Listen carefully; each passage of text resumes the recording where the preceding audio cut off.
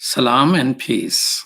You're watching Muslim Network TV on Galaxy 19 satellite, on Amazon Fire TV, on Apple TV, Roku, whole lot of social media, and definitely on our own website, muslimnetwork.tv.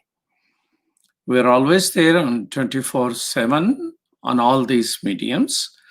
And it's a unique voice. This is the first American Muslim television on waves. There are about 6 million Muslims, 3,000 mosques in America. Half of the Muslim are born and raised here. Some of us were brought here, our forefathers, 3, 4 centuries ago. Some came willing about 500 years ago. So there is a whole lot of history and unique conversation which you can find. So recently, someone played something and asked Vice President Biden his comment. And his answer was, "What country are we living in?" Something like that, he says. And the response was quoting the president, President Trump, just a few days ago, who was asked a question, "Will you accept the results of election?"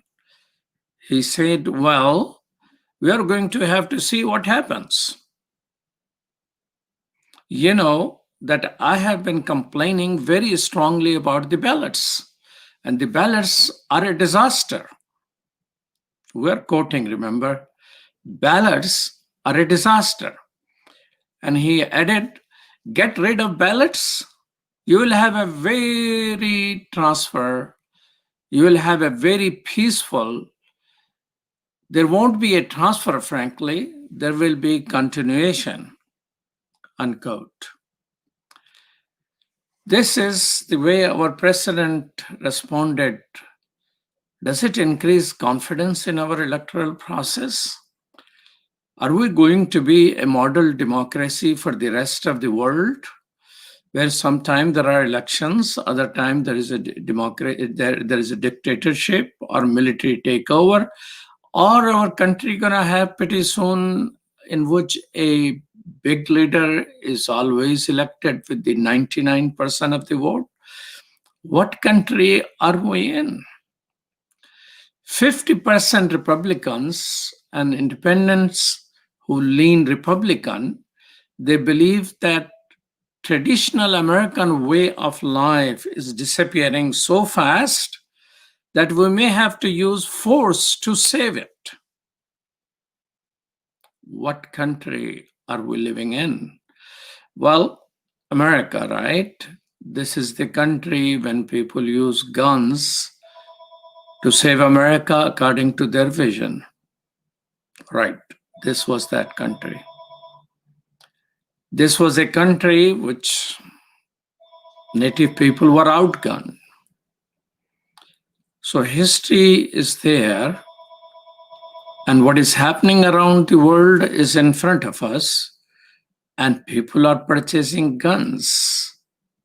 Where are we heading? What country are we in? Question is very legitimate for a person like me who read constitutions of the world. He had better house, better car, all the loved ones and parents, all the siblings in Pakistan. He chose American Constitution. Not the one before amendments, but the one with amendments, and loved it.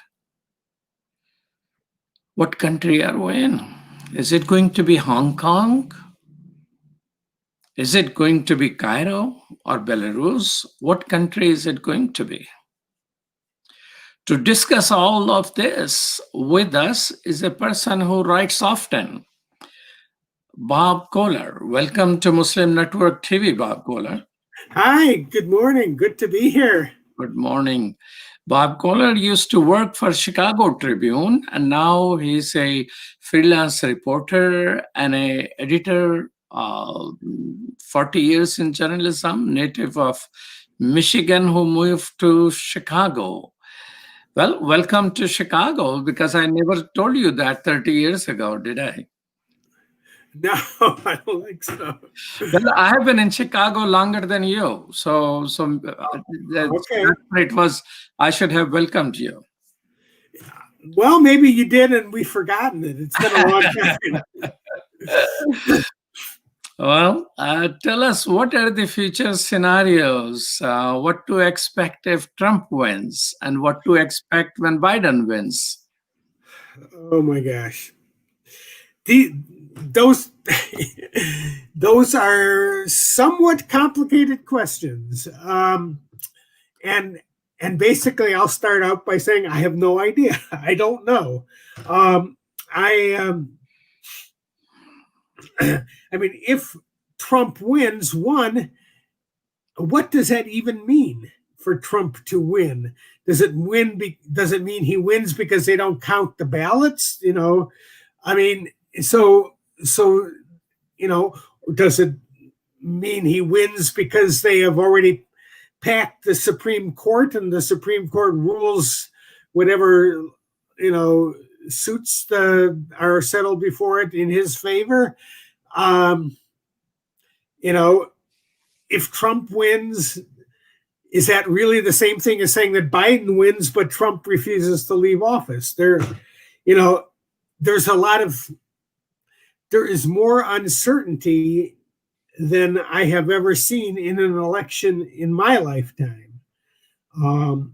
In the column that I just wrote last week, I said maybe we're back in 1860. I mean, that was a somewhat complicated time. And when Abraham Lincoln won the election, some states started seceding from the Union, and we had a civil war. And I don't know what's going to happen this time, but I do believe that we're at a chaos. We're at the level where chaos and uncertainty could erupt, and no one will know what to expect. That's how it seems to me here at this month and a half before the election, and maybe things will get clearer as we get closer to the election. Maybe they will become even more uncertain as the time moves forward.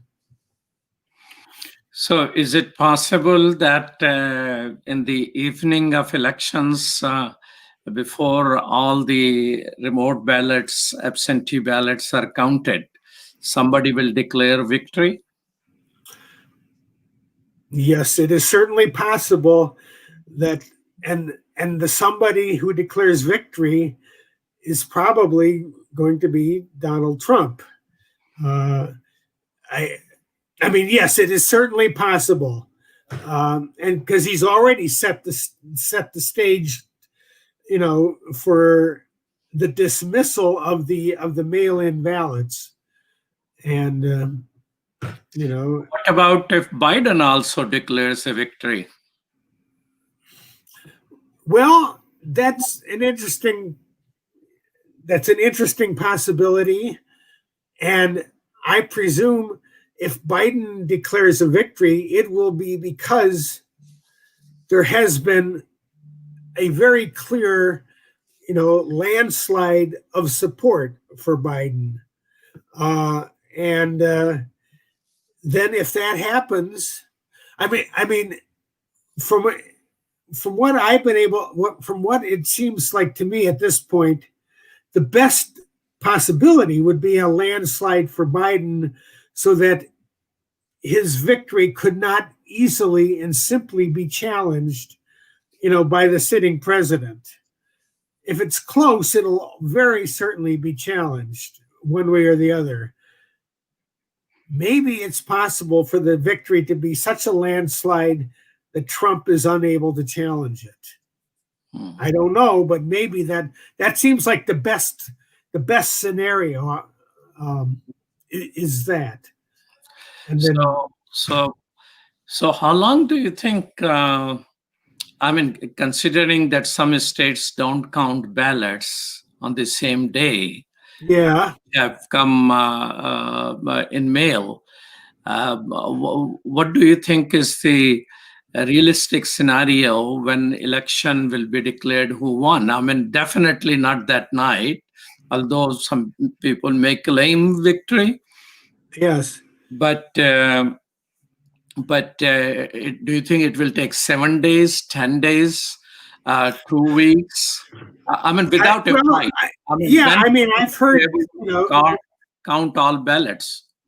yeah, I've heard it that it could go as long as 2 weeks, which leaves it wide open to possible chaos and, disruption of the process, by the sitting president. Um, I don't know if it'll be if it would take 2 weeks, but I've heard that is one possible scenario, as long as 2 weeks to count it. Maybe more like 1 week is more likely, but I don't know that for sure by any means. So the so post office has problems. Its mass Yes. processing machines are not there, so they may take longer time to deliver the ballot after the election, and then people may take time to count the ballots, and then.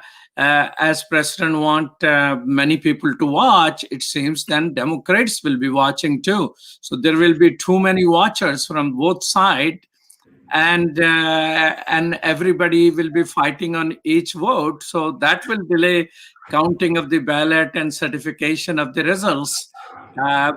So getting to 2 weeks seems to be a very viable scenario to me. Yes, yes, that's a very good point. Yes, if there's a fight over virtually every ballot, yes. So that, I mean, the pending chaos is beyond the imagination at this point. The possible chaos about how this could all come out, including trying to wreck the post office itself. I mean, the Trump people have been working hard at that for the last couple of months or longer.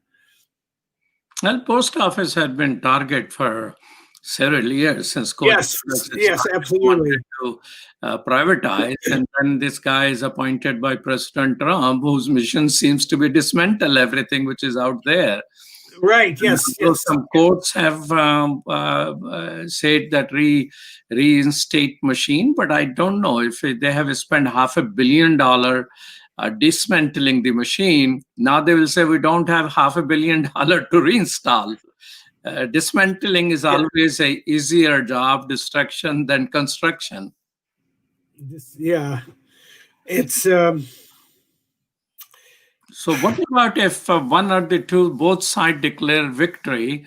Do you think protest will be out there and some protesters will have also guns with them? I fear, yes, what you're talking about here is the scenario of a modern day civil war. That I mean, I believe Trump is rousing his supporters in the at the level of creating a total us versus them scenario, and the Trump base is all the Second Amendment crowd. So yeah, so there's a huge chance that a lot of Trump supporters will be armed, which then creates another very, very large question of how do you then what how do you deal with how do you deal with that with armed people on one side? Is there a way to still remain unarmed and nonviolent? And I believe there is. I know that there is. And once again, the best scenario is if the support for Biden or for anybody but Trump is so large, it is overwhelmingly large. That's So, that's the best scenario. so if the Second Amendment people on the Trump side bring the guns, recent reports have suggested some of the cops have been shot also. So it seems that protester, if violence begins, those people who believe in the Constitution but don't necessarily own guns may have a run on the guns also. Well, that is true, and it's very frustrating and frightening to see it turn into an armed conflict from both directions. I think even if that's the case, there has to be a prevailing nonviolent reaction that stands against violence from either side. Violence from the left is still violence and is still something that will damage, the cause that it's purporting to support.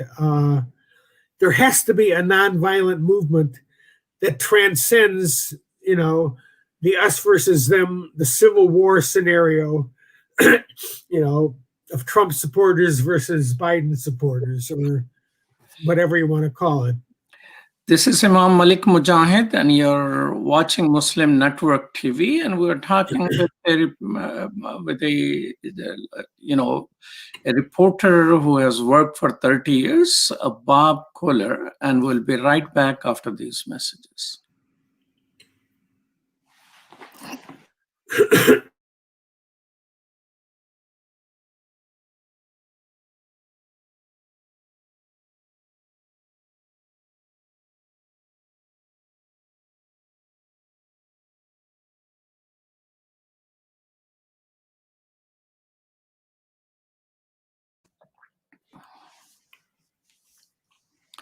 Welcome back to Muslim Network TV. This is Imam Malik Mujahid, and I'm talking with Bob Kohler, who has been a reporter for most of his life about elections, prospects, what might happen, what might not. So, leaving the possible chaos of the election, I have a question about which has been brought on my social media multiple times. Although President Trump has a Muslim ban and he's not kind to immigrants and a whole lot of people like that, but some Muslims argue, and I'm posing this question to you, you being a peace activist who teaches peace at the DePaul University. People say that Trump has lesser number of drone attacks around the world than President Obama did. And unlike Bush and Obama, he has not started any wars, although he has been continued to support in different areas. He's trying to achieve peace in the longest war which America ever had. That's the Afghanistan war, sitting down with Taliban and talking with them. So if Trump wins, they believe it means less war, less killing around the world. And they're willing to forego his racist, anti-Muslim talk, legislation, and all of the above.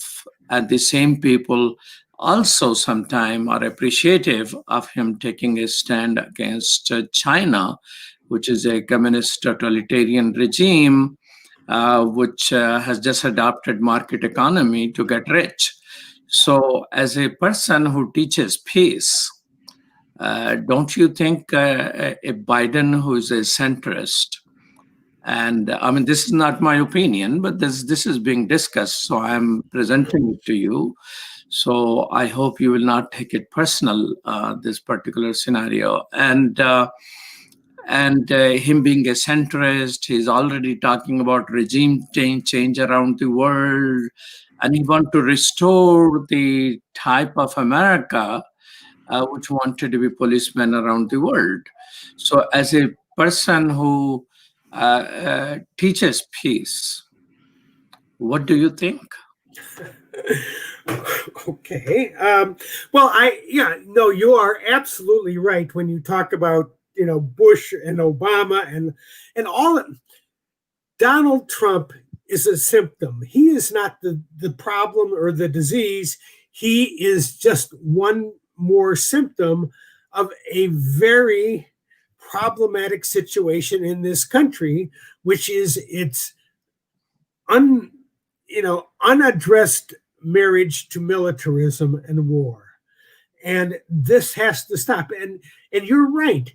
Trump has not done, not continue. He has not done what George W. Bush did, which was, really launched the endless wars that are now going on, in the Middle East. And Obama, who campaigned on, this campaign of hope and promise and all that, was an enormous disappointment in terms of his failure to address and then end the wars that were going on.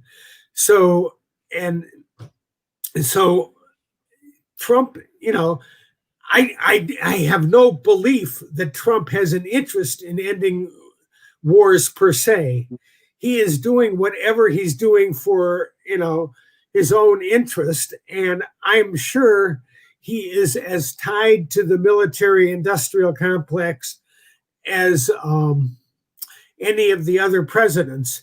Now, you bring up Biden as a centrist who will absolutely continue the wars. Absolutely. I do not like Biden at all.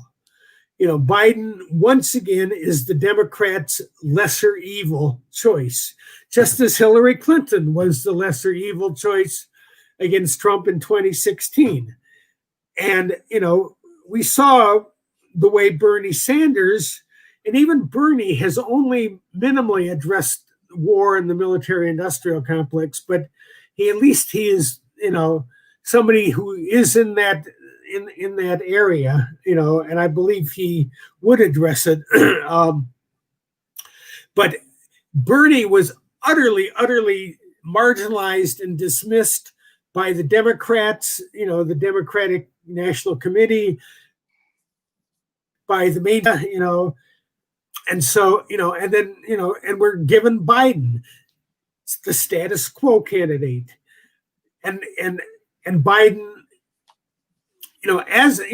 because I belong to the contingent that believes we got to get rid of Trump, I do support Biden as the lesser evil and will vote for Biden in this election. But that is hardly, the answer. That the answer then is to continue. If Biden actually wins, and we're not left with the chaos of a sitting president losing but refusing to leave office, but if Biden actually wins, the movement to end our endless wars, demilitarize, denuclearize, all of this stuff must absolutely continue. And the irony is that Donald Trump, by being this, divisive force, a non-centrist, marginal, a force from the margins, from the right-wing margins, and a supporter of, white supremacy and white nationalism, is actually putting the spotlight on all the problems of the status quo that somebody like Biden represents. So you consider Trump is as much part of that warmongery and war, and as Biden. Who will be more of a warmonger? I don't know. I don't know for sure. Um, Trump is less. He's non-status quo, but yet he is status quo in his own way. He's a billionaire that favors the rich and that sort of thing, and he throws in you know, all of the enemy stuff, whether it's the Mexicans, the racists, or or the Muslims, as he has done, as the enemy, in his rally in Bemidji, Minnesota, he talked about how Trump wants to flood the state of Minnesota with Somalian refugees and that sort of thing. He is stirring the pot of racial hatred, which is a very among people that are armed. So it seems like he's stirring the pot to bring all America's wars back to the home front. I mean, that's what he seems to be doing.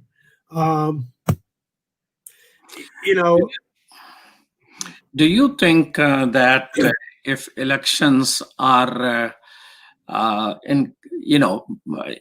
even if elections are fair and there is no fraud, and people are saying, here and there are some mistakes and some fraud and all that, but by and large, elections in America are fair.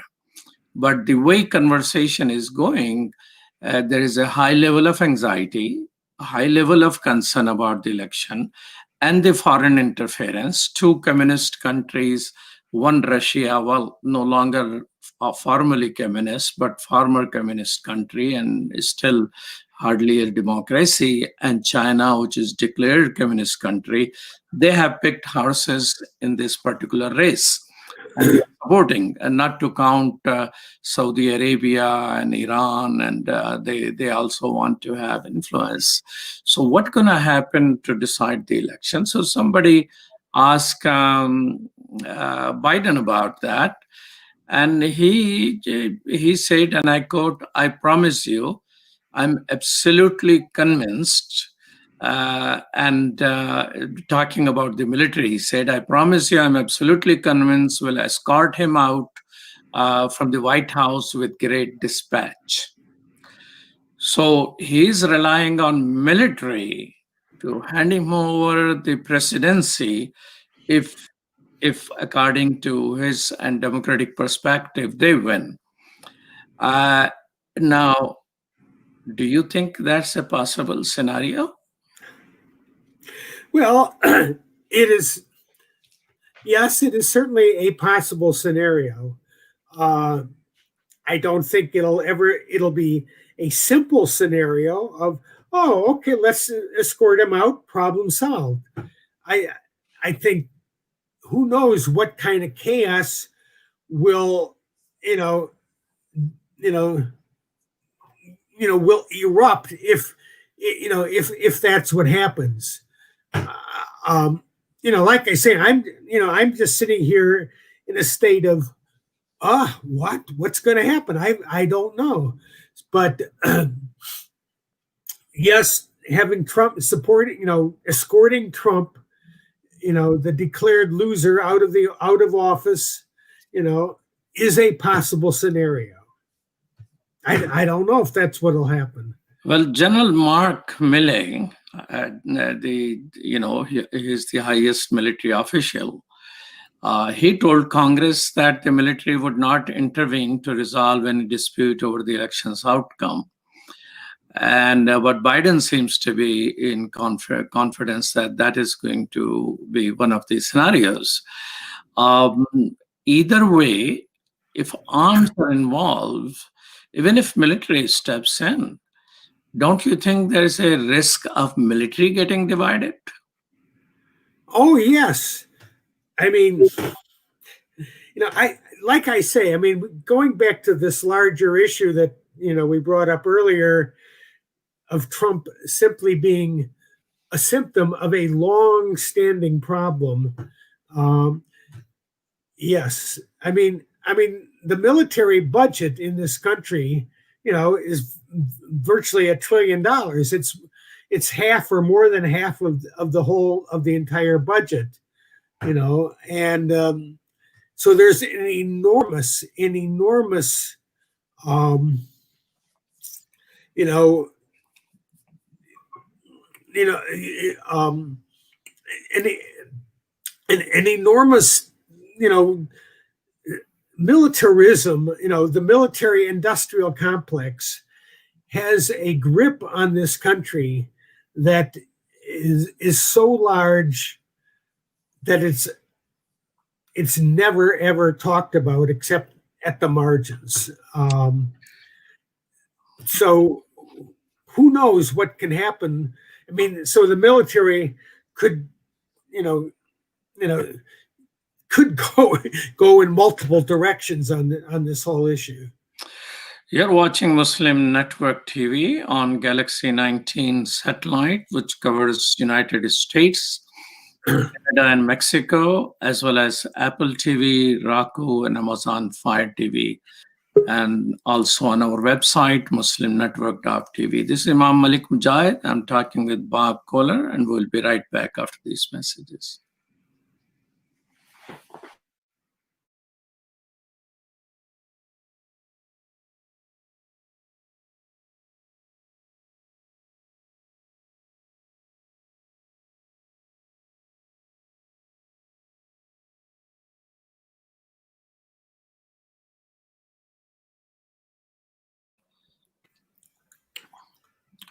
Welcome back to Muslim Network TV. This is Imam Malik Mujahid, and I'm talking with Bob Kohler, who has been a longtime reporter based in Chicago. You say in your column, it's not just the worries about what's going to happen to democracy, but democracy have been eroding for a while in America. What do you mean? You want to explain a little bit? Well, I would say, I wouldn't even put it quite that way, that democracy has been eroding. Democracy, this country, was born as a slave country. How can there be a democracy when part of the population are, slaves, and they're considered 3/5 of a human being? This country is, and then women had no right to vote. This country has been, part of our democracy has been a struggle to be a democracy. So there has been. Don't you think that it has consistently become more perfect union?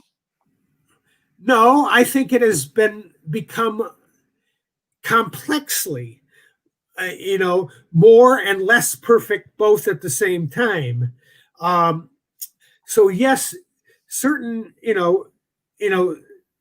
peoples have gained rights that they did not initially have. People of color and women in terms of voting and other things too.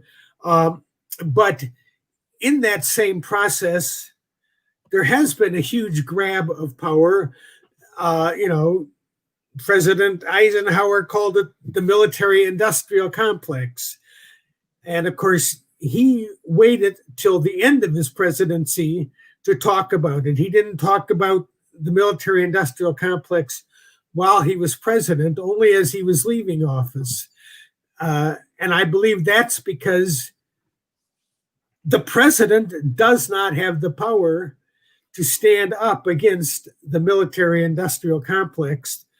So I believe that's an enormous erosion of democracy, is for something like that, to have such a large control over government.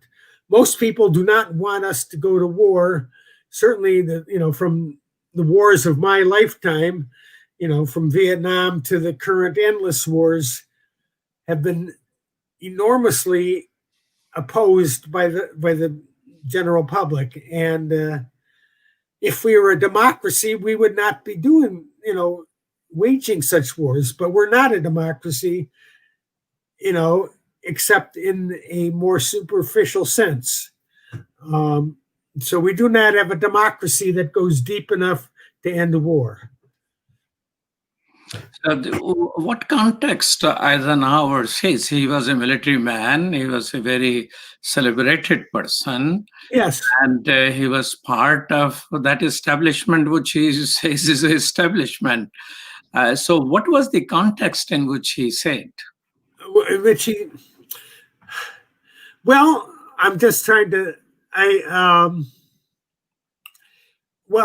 think the context was that, it was, post World War II, America as the, one of the world's two superpowers. America was recently, a nuclear armed country, and then the Soviet Union, also became nuclear. And so I think that was the essential context. Was the nuclear arms race was in a relatively, beginning state still. During the president's, during the Eisenhower term, we did a lot of, governmental overthrow. We overthrew, via the CIA, democratically elected governments in Iran, Guatemala, and also the Congo. I mean, Patrice Lumumba, we helped, so we got rid of Jacobo Arbenz in Guatemala, and the democratically elected president of Iran, and and the Congo. We have played lots of games in terms of election interference for our advantage. So that, and that's during the Eisenhower presidency. And then at the end of his presidency, he finally had the, ability and perhaps the courage to walk away from that and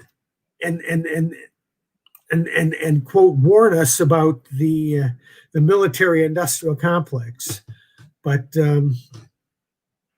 anyway, that's, so the context that Eisenhower spoke of was already a context in which war prevailed over, over anything else. So when we say military industrial complex, military is known, military budget is known.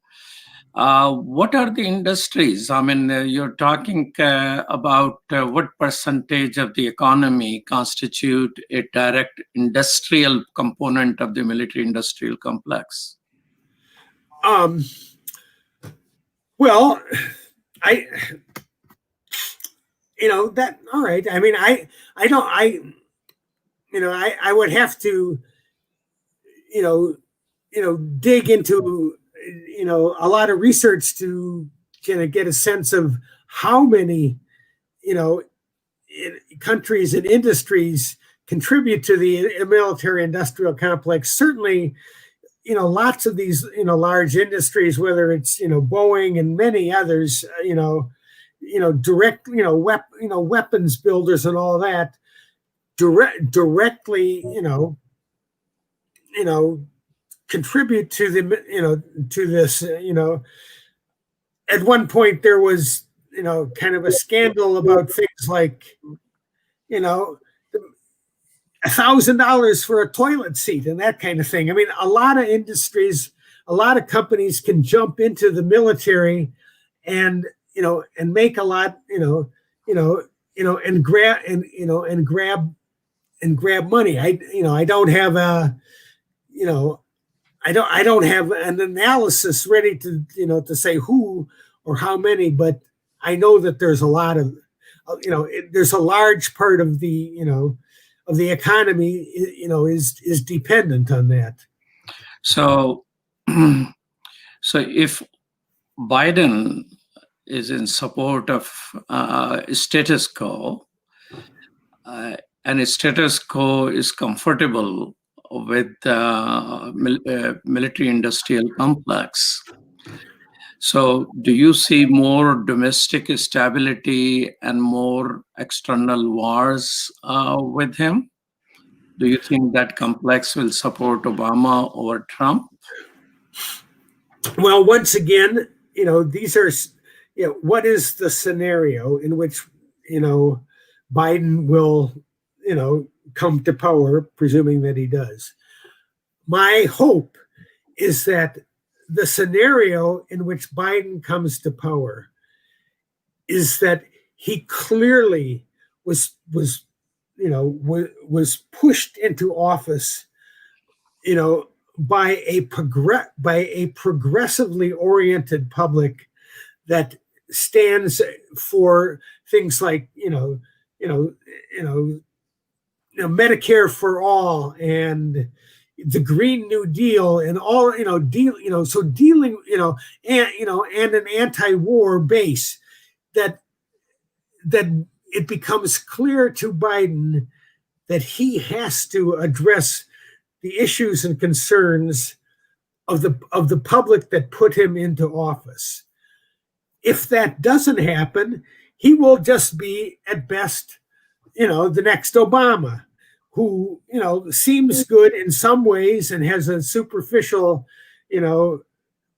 progressive agenda for on social issues, perhaps like healthcare, maybe healthcare, and maybe not, but will keep pushing war and will do nothing to to demilitarize the country. I mean, that's most likely. Tell me that, let's think of some solutions. How can we prevent our country becoming a war zone? I mean, it is already enough conflict. There is a huge amount of partisanship. Now, guns, although not many incidents, but guns have come out from both sides. And police is, which are supposed to enforce the law and order, it looks like they have taken a side in the protest for equality and anti-racism campaign, and maybe they are pushed on that direction somewhat. So to bring the bipartisanship to this scenario and increase the likelihood of people will consider election to be more legitimate, do you think if former presidents, President Obama and President Bush, are recruited to oversee the elections and election results, do you think that will bring more confidence in the eyes of people on both sides? No, not particularly. I mean, once again, Bush and Obama won. It's a convergence of, of center left and center right. And, so all of the issues, certainly that I believe in, but I think that much of the public believes in, are ignored by any contingency that's represented by Bush Obama. And so, and if they bring Biden in, Biden is just, part of the same status quo, nothing changes. And that has to be addressed. In a way, the irony is that Trump, being this right-wing racist nationalist, white supremacist, is doing a lot to shatter the status quo. And there's all of these neoconservative Bush supporters hate Trump, and there's and there's a Republican revolt on the edges against Trump, even though there's most Republicans are surrendering all principle in order to support Trump. But I think that only a united public, united in the need for for demilitarization, for ending poverty and racism in this country, uh, and economic equality. But Bob, what you're saying is not a point of unity. That seems like point of more partisanship, because that's the agenda of the liberal. See, I disagree with that. I think that it's. I don't think that what I'm talking about is liberal, certainly, because liberals support war. I think that there is a way to present this in to in a way that could unite a large segment of the public to believe in this. I believe that the public does want this. We have, I mean, that, I understand that could, there would be a counter argument to that, but I believe that, that the majority of Americans support a, a, a, a world, a country and a world that is moving towards equality, towards, environmental sustainability, and beyond militarism. I don't think that's a liberal issue. Okay, so is it a progressive issue? Yes, it's a progressive issue. So how are you going to unite the country when conservatives don't buy into that? Well, I as I say, I think that there is a large part, and for the most part, an untapped large part, from progressives to independents to young people, that need to unite. I mean, most people believe in something like climate change as a serious danger. I think most people believe that nuclear weapons represent a serious danger. It's not talked about because the mainstream media has helped keep that out of the public debate. If those issues were truly part of the public, consciousness and the public debate, most people would go, we got to do something about this. And that's where I stand, is pushing that. Tell me, if this is what you teach is peace journalism at DePaul University, I thought nobody teaches peace. Wait, say that again. You thought what? So I'm changing the line of questioning as we have a couple of minutes left. Yes. You teach peace journalism at the DePaul University in the Chicago area. Yes. So what is a peace journalism? Well, all right. Yes, peace journalism, is about as I defined it, and there's no set definition for peace journalism. It's sort of a process currently being invented. I didn't invent the term, but I came upon the term and I went, yes, that's it. I'm a peace journalist. It looks at the complex issue, not the simple issue. In journalism, the simple issue is if it bleeds, it leads.